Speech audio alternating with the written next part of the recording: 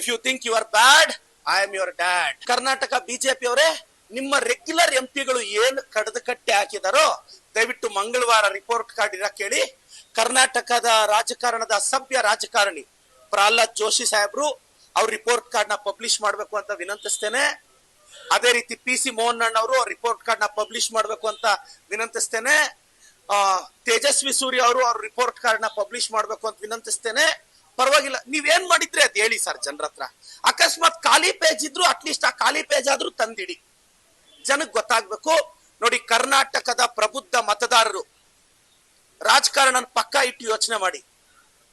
ನೀವು ಓಟ್ ಹಾಕಿ ಗೆಲ್ಸಿರೋ MP ನಿಮ್ಗೇನ್ ಮಾಡಿದ್ದಾರೆ ಅಂತ ಪ್ರಶ್ನೆ ಕೇಳಿ. ಕರ್ನಾಟಕದ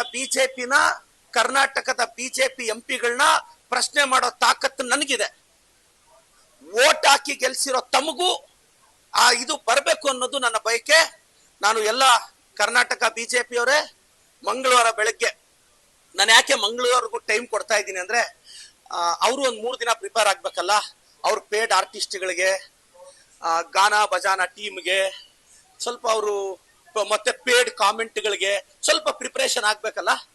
ಮಂಗಳವಾರ ಬೆಳಗ್ಗೆ ಕರ್ನಾಟಕದ ಆತ್ಮವಿಶ್ವಾಸದ MLA Pradeep Eshwar report card ನ, ಸರ್ ಆ ರಿಪೋರ್ಟ್ ಕಾರ್ಡ್ ಬ್ಯಾಗ್ಗಳಲ್ಲಿ ತರೋದು ನಾನು ತಂದು ನಿಮ್ಗೆ ಒಬ್ಬೊಬ್ರಿಗೆ ಒಂದೊಂದು ಸೆಟ್ ಕೊಡ್ತೀನಿ.